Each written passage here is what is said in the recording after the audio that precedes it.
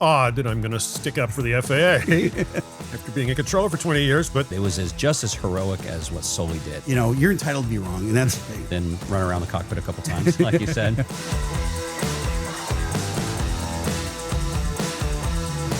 This is the Captain and Kennedy Air Show. I'm Captain Steve. and I'm Kennedy Steve. And I'm special guest Garybpilot. Garybpilot. He's going to be Gary B. Steve today. Yeah. We'll make him an honorary Steve at the table. Yeah. Gary, thanks for joining us here. I'm on your podcast a lot, and we're side by side on the screen. It's nice to see you in person, right? Yeah. Thanks for letting me crash the show. It's All right, fun. so we're going to talk about a couple things today. Yeah.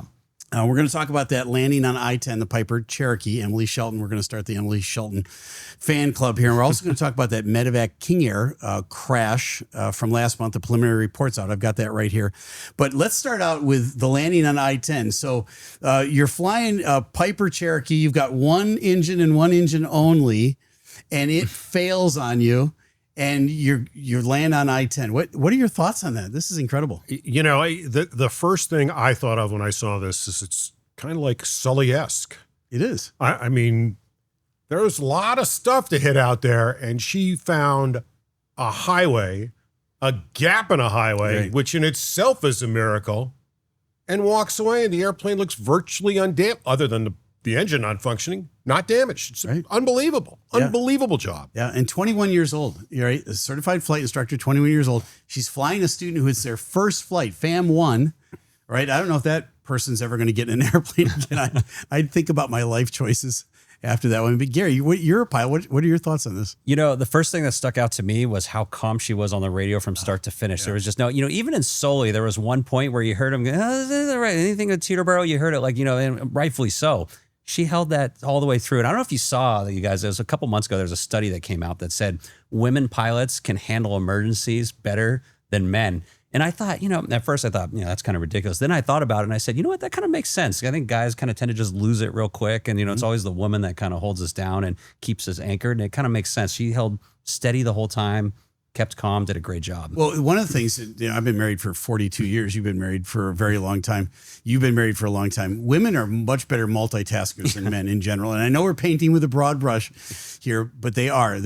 My wife could grade a paper, change a diaper, talk on the phone, cook a meal. She could do all of those things all at once and run a corporation at the same time.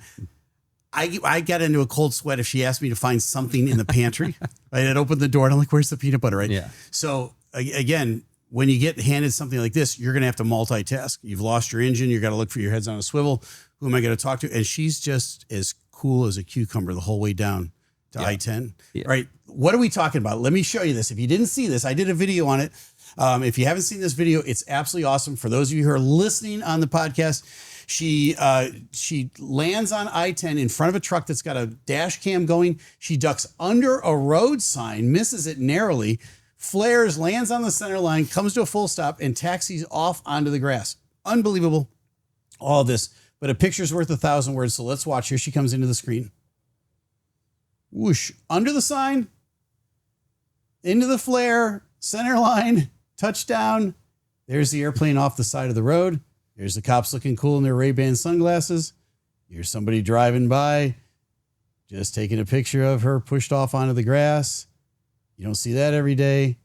Unbelievable. What a great job. And I'm here to tell you, Emily, if you're listening, respect.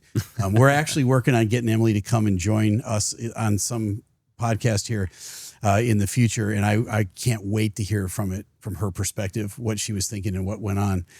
Well, from her TikTok, we know she already has a sense of humor because she's posted the picture and she said, sorry about the traffic, guys. And then she posted another with a song that's something about dip, dip, dip. Yep. And she's posting that thing on there. So she clearly has a good sense of humor and very good head on. But I want to know about her decision about you go over the sign or go under the sign. And you and I, on your podcast, we watched a short video about a guy talking about L over D max, lift over drag, and what is, talk about that a little bit. Well, he just made a point that, and he's a good, friend of mine on TikTok, and he makes really good videos, but he just pointed out that it was just as heroic as what Sully did. And basically it's the decision to commit because you're left with a couple options. But the fact that instead of a natural reaction might be, you know, hey, there's that sign, I need to get over that. I'm not going to go under it. And just to kind of commit and go, you know, there's always that saying, you say, when you make a mistake, just make it 100%. And this obviously isn't a mistake, but you're in a bad situation. You just want to kind of commit. It's like somebody that pulls out in the intersection and then it's like, oh wait, I wasn't supposed to go. And then they stop. You just kind of commit with the mistake. But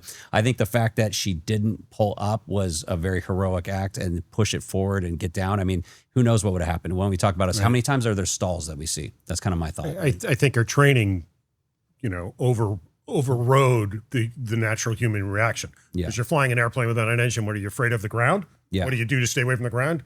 You lift.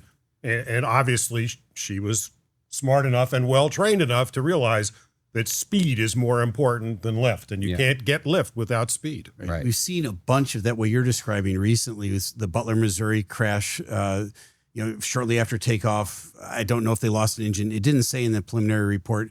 They actually said the engine was operating, but somehow they stalled that airplane and it crashed. The one over in France, same thing, single engine crash.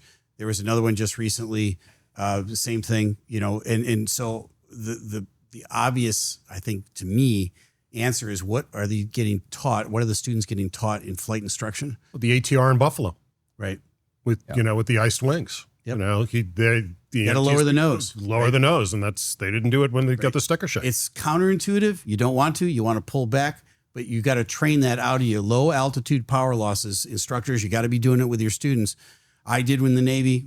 I'd get up to about 200 feet, and I'd hear like that. The instructor would say, "Okay, you lost your engine. What are you going to do?" And he's expecting me at that moment to push the nose over. Not real hard, but enough to keep air flowing over the wings so that I've got options open to me. I'm going to touch down someplace probably in the next 60 seconds.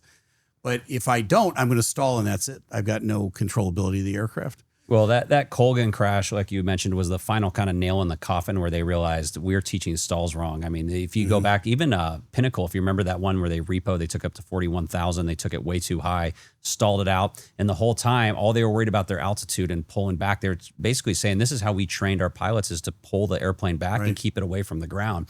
And now it's a whole different scenario. I was a sim instructor a couple of years before I went to the mainline. And that's what we teach is, if you stall that plane out, it's push that nose over. I don't care about your altitude. If you're going to worry about getting violated, a letter from the FAA, keep yourself alive, push that nose over, keep airflow over the wings, especially try and get the engines relit, but keep that nose down, keep the airflow going. And then you live to see another day. Yeah. And do what Emily did, right? She kept flying the airplane. She never stopped flying the airplane. And that's, boy, hats off to her. Yeah. A lot of presence of mind involved there, but she kept flying the airplane all the way down to now she can, go and TikTok about it, which is awesome. But this has turned out really bad many times over, and good on her for doing the right thing. All right, I want to talk about Kennedy Airport or Teterboro, because you worked at both. How many small airplanes, single engine airplanes, did you handle at Kennedy ever? At Kennedy? Oh, too expensive. You saw, first of all, for a GA airplane to land at Kennedy was like $150. I mean, for a landing fee, which was outrageous.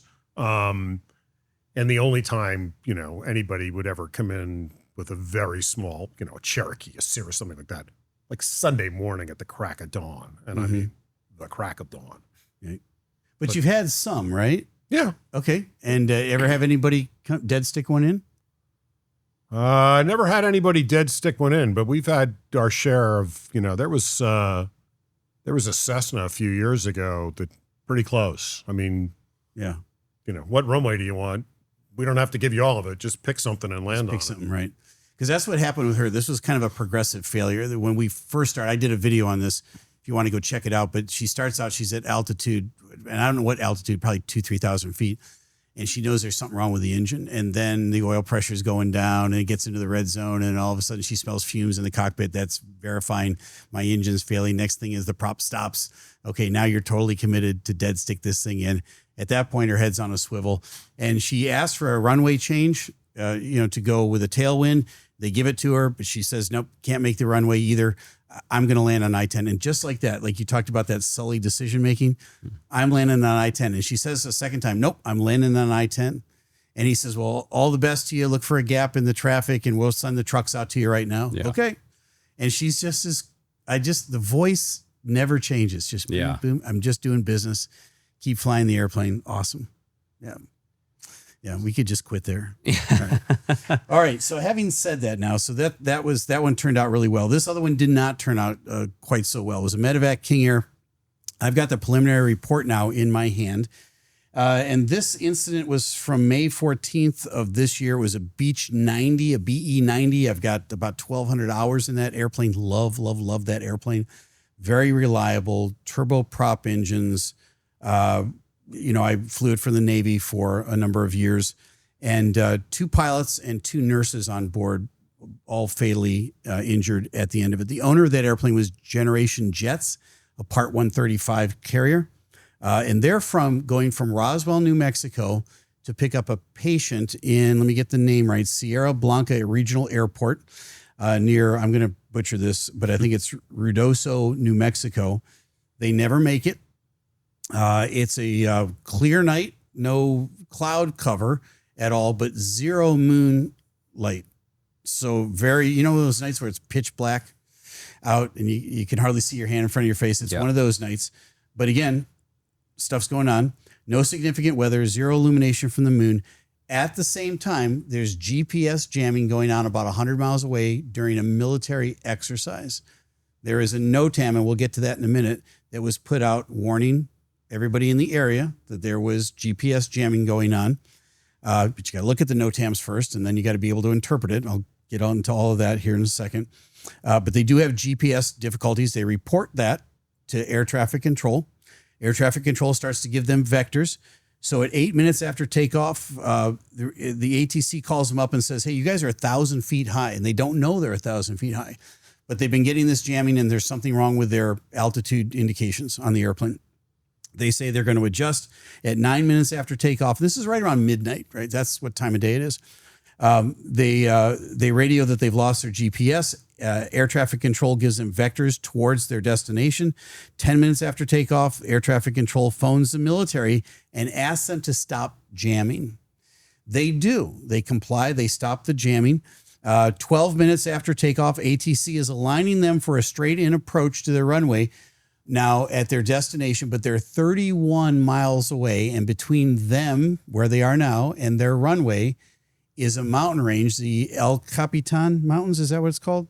Or just Capitan Mountains, at 10,200 feet. We're assuming that they're at 12,000 feet to begin with, because that was the last ATC communication. At 31 miles out, the air crew, the pilots say they've got the field in sight, and they say they're going to request to terminate their IFR clearance in a few minutes. Nothing's heard back from them after that.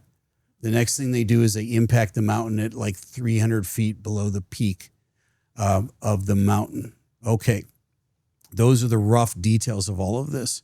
What do you guys think about this? I definitely want to hear, Steve, your air traffic control thoughts on all this. Well, obviously all the information we can glean is from the NTSB report. I think the radar data would be obviously the most salient piece of information, which we don't have. The pilot said they were going to cancel IFR and never did. Right. The questions I would ask is, did the GPS jamming negatively impact the transponder? Am I getting proper altitude readouts from the transponder? When they started jamming again, did the transponder fail? Am I not getting a mode C readout? Because if you have obviously that mode C information, if it's not an IFR or a VFR tag and you're going to go into, control flight into terrain, there's going to be a ground proximity warning for the controller, obviously also for the pilot. Well, so in the report, they said that at that one moment where they asked the military to stop jamming, they did. The airplane started receiving normal intervals of information, again, from the satellites. Then when they said they were going to chop IFR but didn't, they called the military back and said, you guys can resume. They did. And then it went back to the jamming. And so before they hit the mountain, it looks like their instruments were being jammed again. All right. Well, so I have a question about what that 1,000-foot differentiate like in their altitude. What exactly? Because if just from the GPS, you should have enough instruments on the airplane to know your altitude that have zero to do with GPS. Correct. So I'm confused. Was there a discrepancy? Was it I don't know the system. Were they just 1,000 foot off? Yeah, or were they 1,000 foot off? Was the ATC reading them 1,000 foot off different? I mean, I don't think that would make a difference. Yeah, it doesn't say in the report. That was my first question was, okay, they're 1,000 foot off. Jamming your GPS doesn't seem like it would interrupt your altitude readout. No, I don't think so at all, unless you had it wrong out. But by 1,000 feet, that doesn't sound like a coincidence. It sounds like either that's like the altimeter setting could be off. I don't know. That's a pretty big discrepancy huge. for the altimeter It's a setting. huge, it's a huge one. And so now there's a little bit of insight that was going on. It's like, okay, they were already off. Then one thing leads to another. The jamming definitely had something to do with it. We just don't have enough information at this point. All we do know is that they said they had the field. They called the field at 31 miles out. What is that? That's a long ways out. Yeah. What altitude were they at? And do you know what altitude the field was? Well, the last altitude we know is 12,000. Well, what altitude was the field at? Because I mean, New Mexico West Coast flying is completely different than the East Coast. I mean, when it comes to mountains. Let me see if there's any information. I'm just wondering how high, because at a certain point you're not going to be able to see. If it's 12,000 at sea level, I think you can see 31 miles. But I don't think you're going to see if it's a 3,000. Well, I think the other thing to consider is, again, because there's zero illumination. Mm-hmm.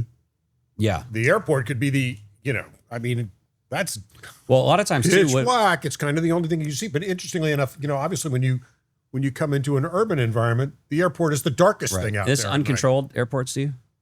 I don't know. I'm assuming. I've never heard of it. It sounds uncontrolled to me. But either way, a lot of times when us pilots are coming far out, what we'll call is the beacon. Sure. So we see the beacon and we go, okay, that's good. But 31 miles out in pitch black with no moonlight, you can lose that easily. And if I had to take a guess of kind of what happened here is I think that they're dealing with these problems, the GPS jamming, and they just go, okay, we asked them to stop, but they go, you know what? I'm not going to rely on this. I don't trust it. So let's just go visual and just kind of throw that away, and thinking that we already probably see the beacon out there, thinking we can make it, and not realizing, not being aware of your MSA of the mountains and things out there. And then, by 300 feet, that's not a lot. It's not like this huge gap that they're missing. It's just enough to maybe, line up over a ridge as you didn't see before that kind of came that way. Well, the controller, interestingly, the controller said, when they had the GPS problems, that they were going to get vectored for the ILS. Oh, so they did have an ILS. Yeah. Yes. Yeah. See, it's just my thing has always been, I do not cancel. I stay with, especially at night, I stay with that the whole way, especially around mountains. Right. Because as soon as you cancel IFR, like you said, you're not gonna get those warnings anymore. It's not their job. You might switch frequencies. It's not your job to tell us now. So technically, they didn't cancel IFR, even though they indicated they were going to. Oh, really? Okay. Yeah. So, but even so, the jamming resumes. So at that point where they indicate that they're going to chop VFR, basically is what they're saying. The controller then calls back the military and says, "Okay, you guys are good to resume your operations." They do. So that might have had a factor in it at the end. I think calling the field 31 miles out is way too far, especially at night. There's no reason. If you're going to get lined up on the ILS, just stay on your IFR flight plan. Yeah. That kind of comes down to this experienced pilot thing. Like would an older experienced pilot do that? No, you're just sticking your neck out for no reason. I don't know the experience level of these guys or gals at all. But what I do know is that I think 31 miles is way too far, especially if there's a mountain range between you and that. Because as soon as you dip down, you're not going to see that dark mountain range in front of you. You're going to assume, oh, we're still out there. I'm going to motor in for a little bit. Yeah. And they end up motoring right into a mountain. Yeah. And New Mexico's remote out there. You're not going to even get city lights. Forget the moon. You're not going to get city lights. A lot of times, you fly into Vegas or something, but you at least get the city lights bouncing off so you can see some type of semblance of the mountains, but you're just not going to see that out there in New Mexico. And those mountains, fun fact, I don't know if you've seen that movie with Mark Wahlberg or whatever, the Afghanistan, I forget, I'm blanking on the name of that, but that was filmed, it's supposed to be Afghanistan, but it's filmed in the mountains of New Mexico out there, because those are such high, really big mountains to get there. So it's something at night, mountainous terrain. It's just something you want to play. And no moon. You want to play. It's something you want to play extra, extra careful. Yeah, you absolutely do. So again, this is you talked about the Swiss cheese model lining up, and this is the Swiss cheese model. One thing after another, it all lined up, and then they smack a mountain. Basically, I think about 300 feet below the peak of the mountain, but it's a shame. Which is nothing. As I said, you pull back for a couple seconds, you got 300 feet back on you. So it's nothing. It's just probably didn't even know it was there. Yeah, until the impact. Yeah. Right. And so again, you know, our discussion of this is not to be gratuitous on all this or to point a finger of blame. Our discussion of this is so that pilots listening to this in the future or right now go, hey, you know what? I got to think about that. What is my situational awareness? Where am I? Get out the chart and look at an old map and see where the elevation is. And don't chop VFR 31 miles out. Why? There's no upside to that. There's only a downside to that. Let ATC follow you and then check your NOTAMs. All right. So I threw up a NOTAM here because in the preliminary report, they've got a NOTAM for us. And one of the things that they point to is that they warned about the GPS jamming for all aircraft that might fly that evening. And so here's a NOTAM, and this is my pet peeve, and you're going to hear about this. All right. Here it is written out in NOTAM language. NOTAMese. NOTAMese. Everything is abbreviated and in parentheses. And the only thing I can for sure get out of this is GPS. I understand what that is. And then may not be available. I think WI doesn't mean Wisconsin. It could on a NOTAM. Within means 366 nautical mile radius centered at, and then they give you a lat long. So number one, if you don't ever see this NOTAM, and that's on the pilots, you're supposed to check all the NOTAMs, but I'm here to tell you folks, there may be hundreds of NOTAMs that you have to check before you go out on a short 25-minute flight. Yeah. Do we check all of them all the time? I'd like to say we do. Okay. Yeah. But let's assume, for the sake of argument, they did. And they glanced over this along with the other 120 that they had to look at. And they looked at it and they looked at it that long and they said, oh, I don't know where that is. It seems somewhere nearby. Okay, what else does it say? And then it gives all the radiuses from the different altitudes of where the GPS ZAB-NAV GP. What is that? What does ZAB-NAV mean? What is 0818? Albuquerque Center. Thank you for that. Appreciate that because I wouldn't know that, right? And then WSMRNM. Got anything? Nope. Got anything? Shouldn't, Mr. New Mexico. I don't know. So here's my whole point. Why in the world do we communicate really important information in these cryptic codes? Yeah. In 2026, why are we doing this? Why can't we just spell it out in plain English? I know you've got some thoughts on this. Why can't we spell it out in plain English so that people reading it have a fighting chance of understanding it, Steve? So you know, and it's odd that I'm going to stick up for the FAA. After being a controller for 20 years, but going to kind of have to a little, you know, as you said, you know, when both of you guys walk onto the flight deck and you look at your NOTAMs, 6 feet long? 8 feet long? Yeah, no kidding. Okay, so it's 8 feet long with abbreviations. Yes. Imagine how long it would be in plain language. Yeah. You know, it could go on for 20 minutes of just reading. Yes. And what's your reading comprehension level? Yeah. So that's kind of, you know, that's an issue. And, you know, the other thing is, how many NOTAM writers do you need?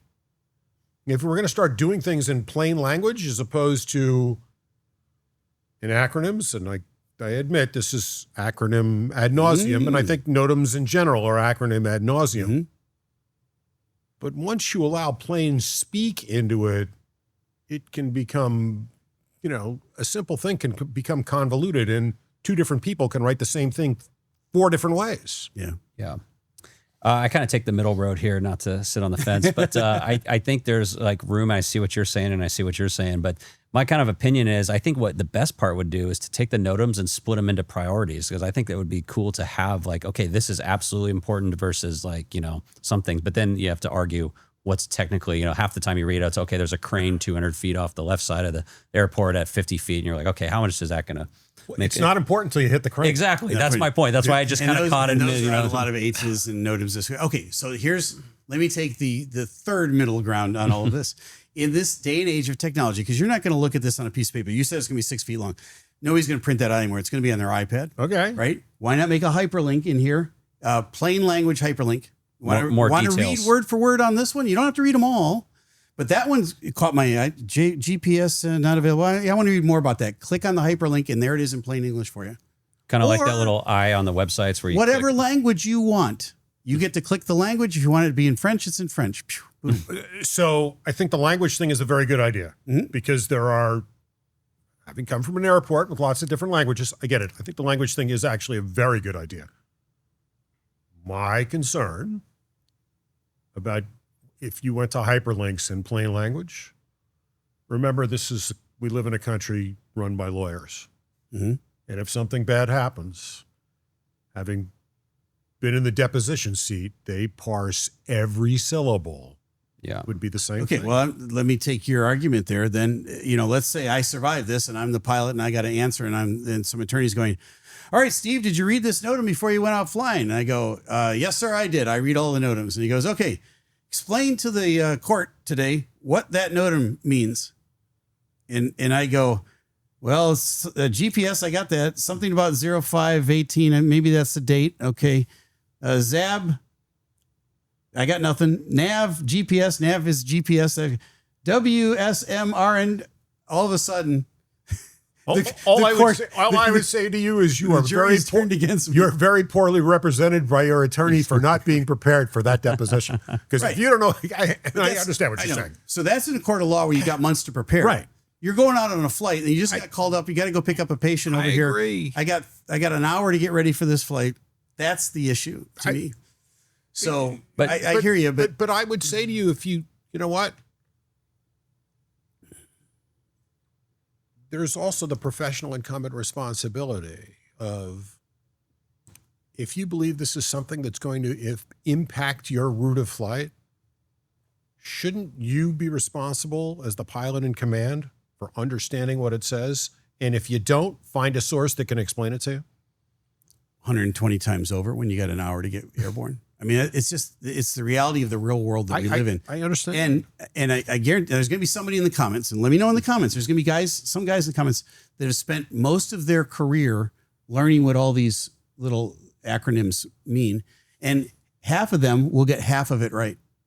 Yep. And the other half will say, "Oh, I know what that stands for." And when you look it up, actually, I've been on flights where we were going over to Europe. We had some spare time up at altitude. And I said, "Hey, let's look up what this means." And we couldn't even find in the iPad where an explanation of what WSMRNM meant. It's page after page after page, looking at it over and over again. And we went, I got nothing. And I've been looking for an hour and a half to find out what that even means. So it's not even a reference anywhere. It's just, that's in there. So at any rate, you're entitled to be wrong, and that's okay. He says that Trust to me. me, All the trust time. me. I do. I say that to him all I've the been time. married for 38 years. I've been wrong a lot.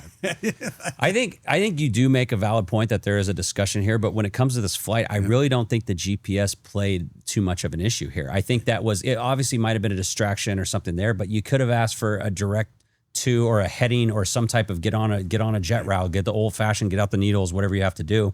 But I think the reality is they canceled too early, calling the field at night in the mountainous terrain. I don't know, especially you have an ILS. It's one thing to be in an area that's completely like you don't have radar contact. You have it's nothing, like not even. But it sounds like they had an ILS. If you had an ILS to line up, just give me vectors all the way there. And when I see the field.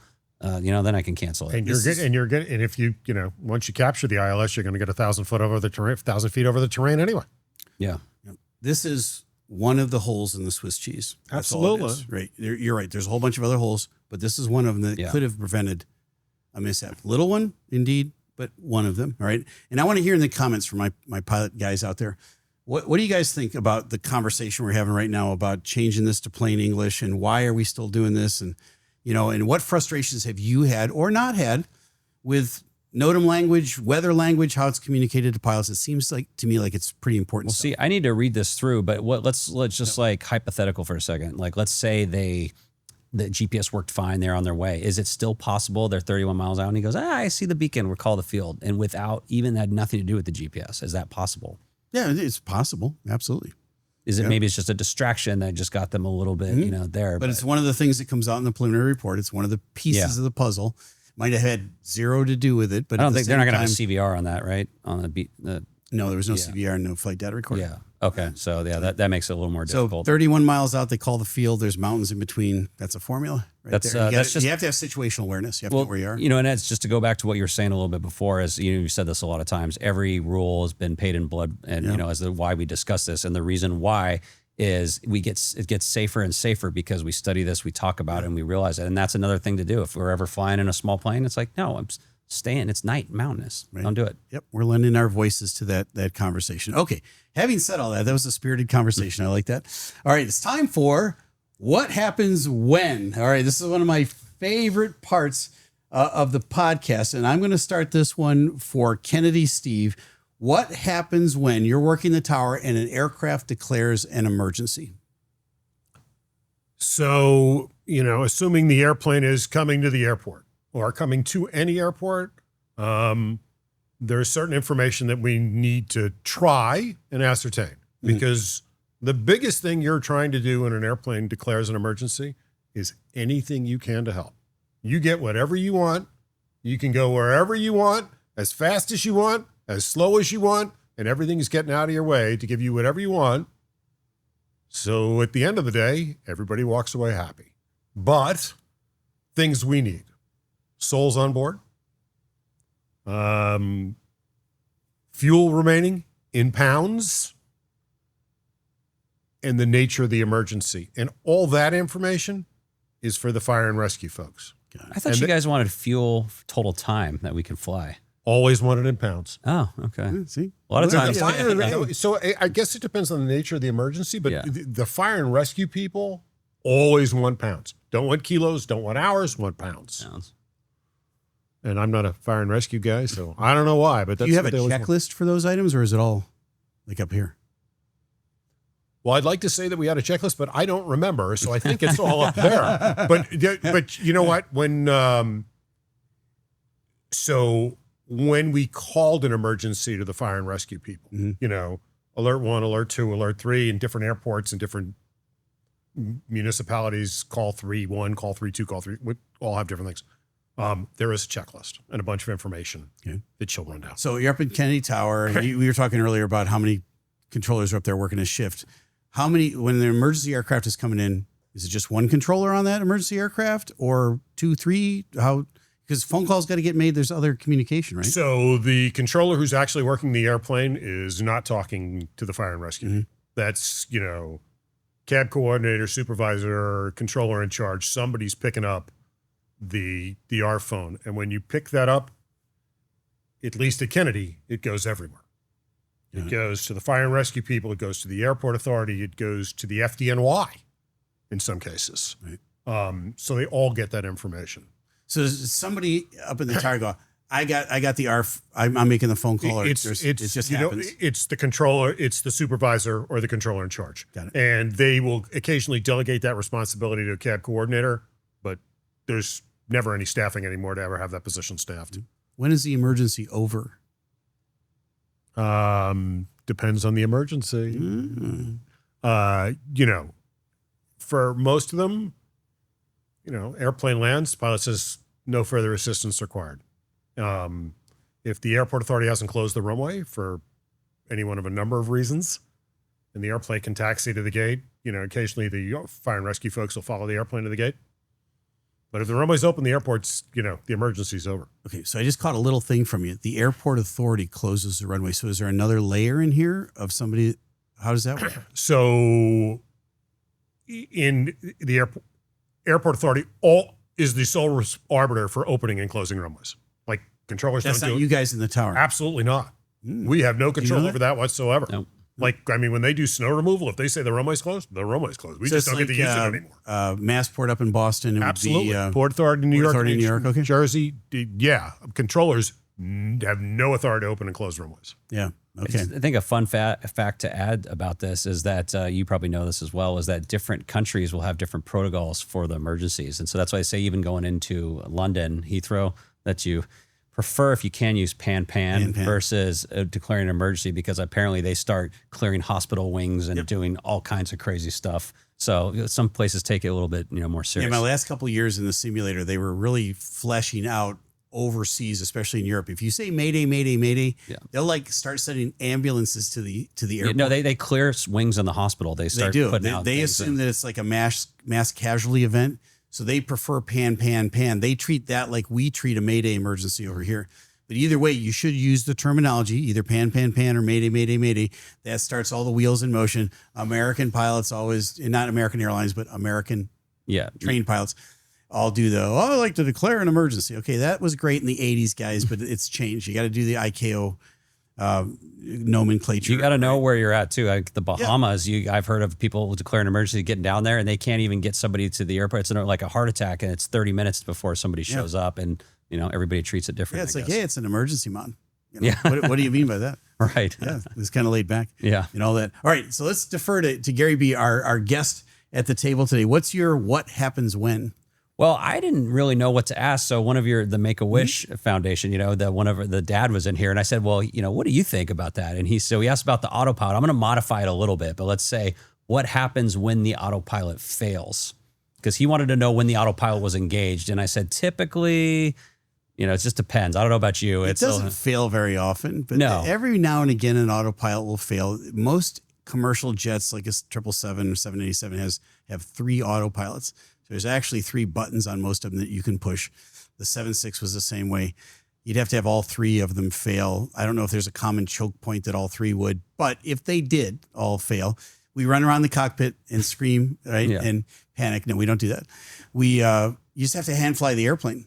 The airplane's still flyable. Yeah. It's just now it's a huge annoyance. And the reason that we don't hand fly the airplane more or all the time is basically fatigue on the pilots. And the second part, I think, is you'd make everybody in the back sick. Because the autopilot keeps the airplane nice and smooth. It can fly the airplane a lot, make inputs a lot faster than the pilot.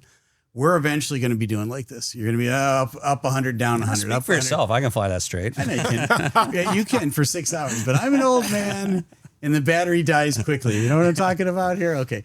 So again, you're going to make everybody back. They're going to reach in for air sick bags and all that. So that's the reason why we do the autopilot, but I don't know what do you think? Well, it's also different too situations. What airplane, where you're going, right? If we're going over to Europe, like I'll just ask you a question. Let's say we're flying over to Europe and you're about halfway and the autopilot fails, will not work. Are you going to continue on break, or are you going into Reykjavik or Keflavik, or are we going to continue on to destination? Yeah, I think so. Even if you're on breaks, are you going to let us up there hand fly it? Well, hopefully you guys would call me. Like, let's say he's saying I'm back in the bunk. I'm saying, like, let's say you haven't even gone on break yet and the autopilot's out. Are you going to go back to sleep? Or like we'd say we got 5 hours left over the Atlantic. Well, so first thing I'm going to do is we're going to hand fly the airplane. I'm going to say my aircraft, or hand it off to you probably. Since I can fly better. Yeah. Okay. Hey, Gary, your aircraft. You're going to say my aircraft. You're going to start flying. Then I'm going to see if there's a checklist, right? And then beyond that, I'm going to get on the SATCOM and I'm going to call company. Yeah. And I'm going to say, can you put me on with maintenance in Tulsa? And there'll be a 3-way call. And I'll say, here's what happened. Here's the indications we've got. And then let them kind of help with the decision. What do you want to do with this airplane? Because we might be going to Rome, for instance, which is not a big base for American Airlines, but there are some airplanes there. I'm flying right over London to get there. And they're probably going to go, you know what? We're going to have to take that airplane out of service in Rome without any autopilots. Why don't you divert into London? We'll get it fixed in London, and then we'll go on to Rome, and we'll just reaccommodate the passengers. So that's kind of like more of a airplane central decision that I'm going to lean on the company for. But I've got plenty of time at altitude while we're hand flying. Could we hand fly it all the way to Rome? They might say, hey, look, we're fine. We can fix it in Rome. How do you guys feel about going to Rome? The 3 of us would go, are we okay? As soon as you get tired, give it back to me. Yeah. We'll get Junior in, right. All 3 of us will fly and we'll go to Rome. Yeah, it is. It's, you're right. There's different circumstances there. But, when I flew at the regionals and flew the CRJ, we did a flight one day. We showed up and MEL, autopilot was MEL. And they said, you're going all the way. I think we're going Mobile to Charlotte. It's an hour and a half, flew it to 30,000 with no autopilot. So we, done it before. I've done the old school green needles with no GPS. So I think it can be done. But yeah, I think the 777 going over there would be a little bit of a different scenario. Yeah. Into that chaos without an autopilot. You're on the backside of the clock, tired.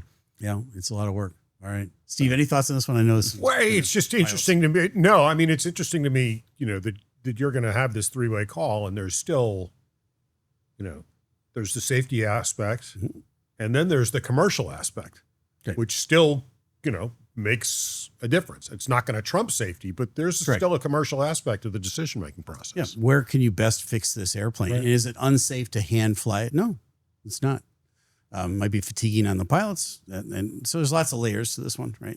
Yeah. That's good. Okay. What's your what happens when? So this is great because it's actually for both of you. You heard what I do in an emergency. You guys are flying your airplane and you declare an emergency. Yes. Ends wonderfully. Everybody gets off the airplane. Nothing happens. what's the, and this is a poor choice of words, but what's the post-mortem after the emergency? Okay. What do you guys Gary, have to do, or what do you right? do? We get something comes up on your screen. It's bright red. Yeah. There's a buzzer that goes off with it at the same time. Running a little hot. You're flying the airplane. What do you do? Well, so you're saying you say the first thing you say You're is at the my controls, aircraft, right? and My so you say my aircraft. So you establish that that's the first thing you say is my aircraft, that you have the airplane, and that's establishing that you're controlling and that the other person is not flying, basically. Right. Yep. And then you're gonna fly right first, and then you're gonna look around and look at your situation, then run around the cockpit a couple times, like you said.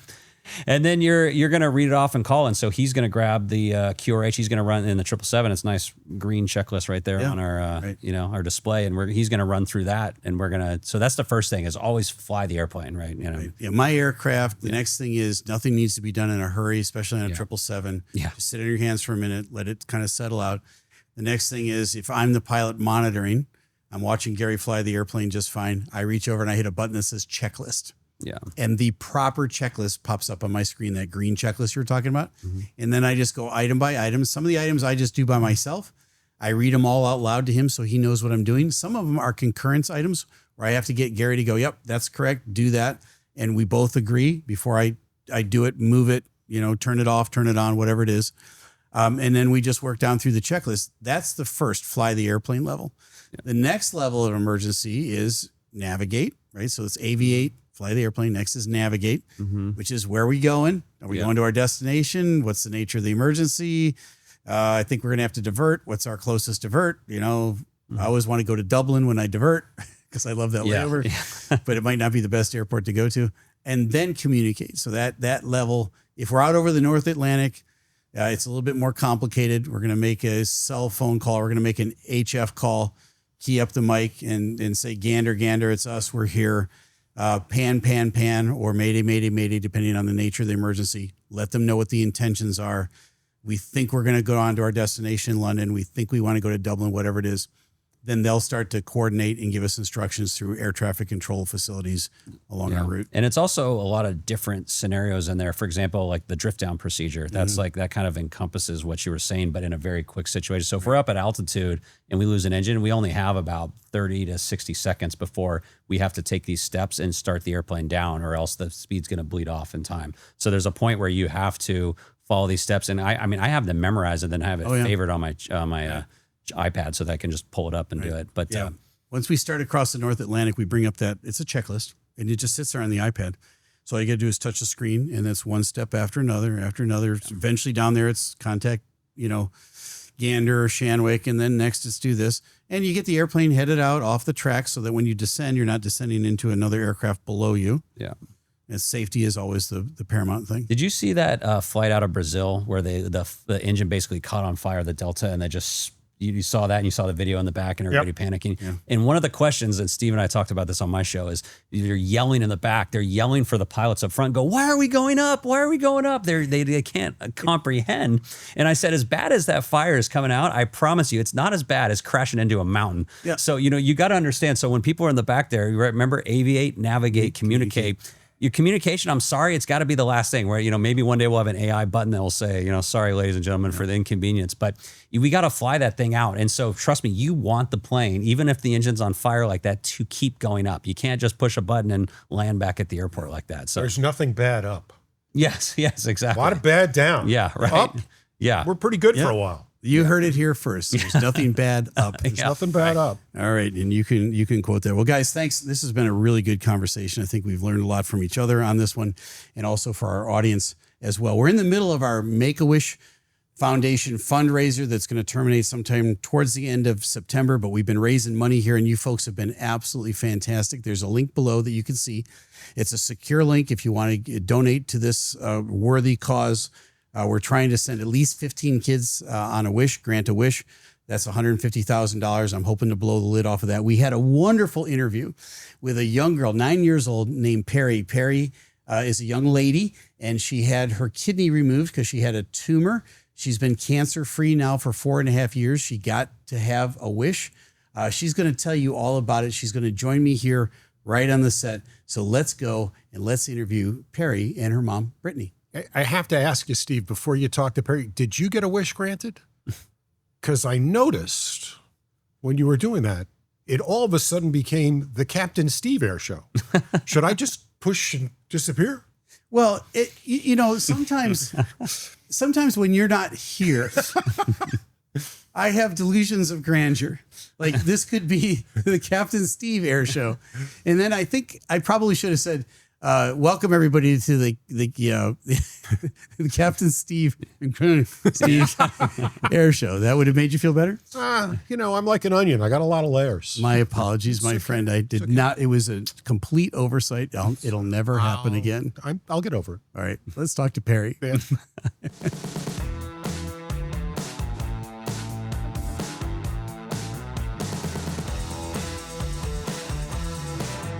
Well, we're joined on the set by a very special guest. We have Perry with us, and we have Perry's mom, Brittany, and welcome both of you to the Captain Steve Air Show. How are you? Great. Thank you guys for having us. Yeah. Perry, how old are you? 9. 9. You look like you're 9 going on about 15.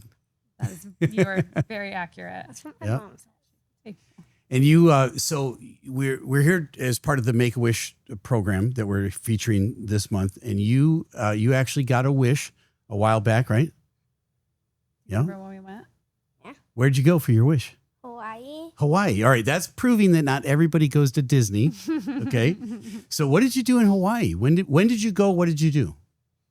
I went last year, Last March. last March, and we stayed at a hotel, and we got to swim with dolphins. What island did we go to? Honolulu. Okay. I have the same answer. When everybody asks me what island did I go to in Hawaii, I always go, All of and it's you. And I say Oahu, and they go, okay. Or, Yep. there's several islands, and I never know which one I'm on. Yep. So, okay. Well, good. And so you swam with dolphins. Talk to me about that. We got to swim with dolphins, and we got, I think, the dolphins. Where were they? What do you mean? At our hotel. Oh, yeah. Are they like in a Coolest pool? part, yeah. Okay, it's not like out in the open ocean. You're looking for dolphins, and there's probably sharks out there too. And you wouldn't want to swim with the sharks. Mm-hmm. Yeah. But so the dolphins. So there's dolphins in a pool. What? In the pool, right outside. You can see them from your window at all times. Yeah. 24 hours a day. It is All right. the coolest thing. And sometimes we hear them squeaking. Yeah. Right. They're probably squeaking for food. Doing Yeah. their tricks. Right. And did you get to feed them? I don't think No, so. they didn't let us. They let us just But swim we got with to swim them. with them. So did you get to pet them? Yes. Oh my word! Yes. I'd be scared to death. They're huge. Right. Yeah. They are really big, but they're kind of, I don't know, they're like dogs in the water. I mean, are they like friendly? They are very playful. Yeah. Yes. That's awesome. There was a bunch That's awesome. of them. What else did we do? We only swam with one of them. Yeah. It was named Pua, I think. Because it What a was good something like memory. Pua. Yeah. So how did you get introduced to the Make-A-Wish program? I don't know. Mom knows that We answer, right? did, due to her diagnosis. So Perry was diagnosed with a Wilms tumor. So Mhm. she had a tumor in her kidney. Okay. It was stage 2. So we were able to remove her entire kidney. It did not spread to any lymph nodes. Oh, okay. She had to go through 49 weeks of treatment, radiation and chemo. So we spent some long days at Duke Hospital. But during that time, we kind of had a shining light, which was Make-A-Wish, come through and say, we're sorry for what you guys are going through, but, Right. we would like to in return, grant you a wish. So we thought long and hard of what she would want to do and when she would want to do it. I think the cool thing about Make-A-Wish is that you can do it up until you're 18 years old. You don't have to do it Right. at any certain point, which was really, really neat. But we knew she wanted to finish it. She wanted to do it right after she finished treatment. So that was kind of like our ending goal once that was finished. So once she was healthy enough. She went through and we had a couple of, do you remember what we narrowed it down to, I think there was 3 places. Do you remember? No. I only remember Moana. for your wish. So right? yeah, so you narrow it down to 3 places, Mhm. and you pick your top, and then of course if everything lines up and they're able to grant you that wish. If not, they would just go down on Right. the list. So we were very fortunate for any of the opportunities that were to come along. So What were my 3? her first one, we did get our first one, which, do you remember why you picked Hawaii? Because I wanted to see Moana. Where Moana lives. Yeah. Yeah. It's beautiful in Hawaii, isn't it? Oh my gosh. It's a long flight to get there too, isn't it? We had to take Yeah. 2, Yeah. I think. Yep. Yeah. We had a layover. Get pretty in tired by the time you get there. Colorado. Yep. Right. Oh yeah, I thought it was. Yep. So you're pretty courageous young lady, right? Which was worse, the operation to get the kidney removed or the chemotherapy afterwards? Do you remember? You probably don't remember the surgery as much, but I don't. They kind of knock you out for that, Yeah. don't they? you were sleeping for most of it. And then you wake up, but you're pretty sore, I would think, She was. for a while after that. She's one tough cookie. Yep. I ate a popsicle, I believe. right Yeah, after she came out. So that's one of the things. Yeah, I've got Remember. 8 children, and so they've all had little surgeries here, and they're not like yours. But they give you a popsicle, and if you can do the popsicle, then they're like, okay, you're good, and they'll send you home. Right. That's their stamp of approval. Yeah.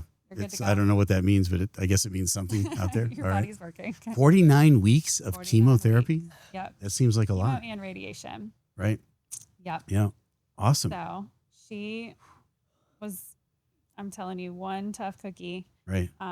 Showed us all, bravery through everything. And even on days when I didn't think I could do it, I'm like, she's still waking up, going to treatment, doesn't resist. So yeah, it was Pretty hard on mom and dad, too. It was tough for a Right. while, but You've got a younger sister. yes. What's her name? Bailey, Bailey. And how much younger is Bailey than you? a year young. 20 months. 20 months. 20 months. Okay. I was All right. thinking of right now. All We right. also have a little brother. He's 3. He Yeah. came after treatment. Yeah. So he wasn't around for the tough part, as my husband says. So are you and Bailey kind of like this, or are you like this? Are you close to each other? Like that. Like that or this? Well, sometimes No. like this and sometimes They're like that. very close. I think you two are pretty close. Very close. Yeah.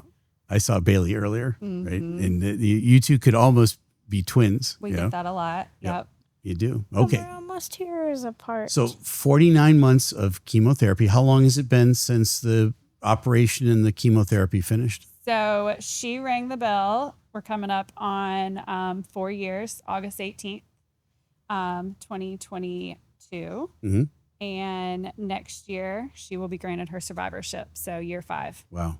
Okay. Mm-hmm. So they want to see you make it to a 5-year mark, and Yep. then how often do you have to go back and Just get once checked? a year. Just once a year. Just once a year. That's it. Okay. Yep. Do they just do a blood test? I think they'll do a scan. Yep. Scan and blood usually is kind of the routine. But right now, we're being monitored every 6 months. Right.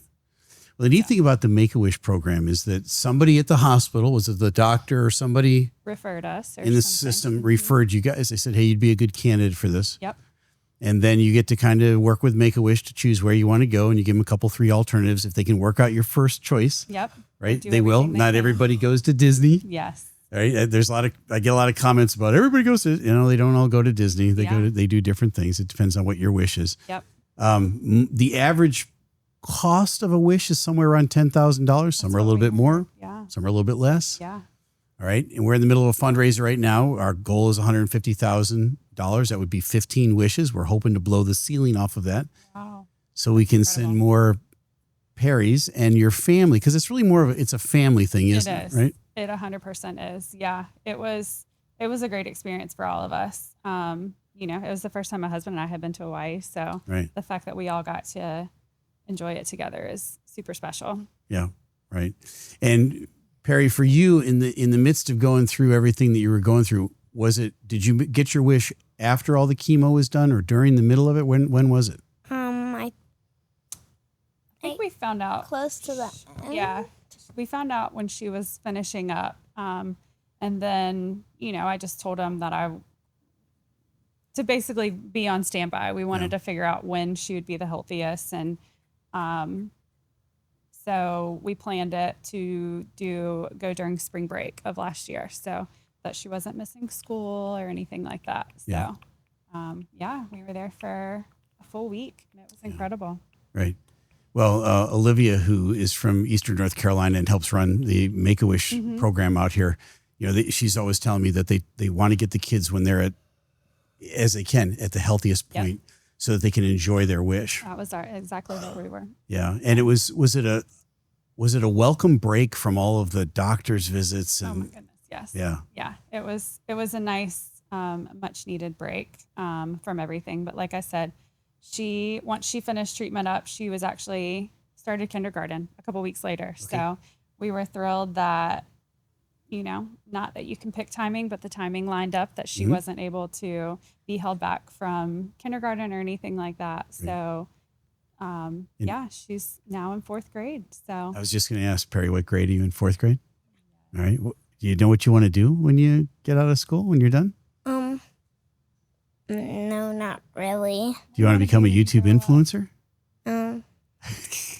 Maybe. She loves watching all the YouTube channels. That would be fun to do. Or a pilot? I'm No. I'd love to talk to you about this. No. Look at the eyes. No. No, I want to be a pilot.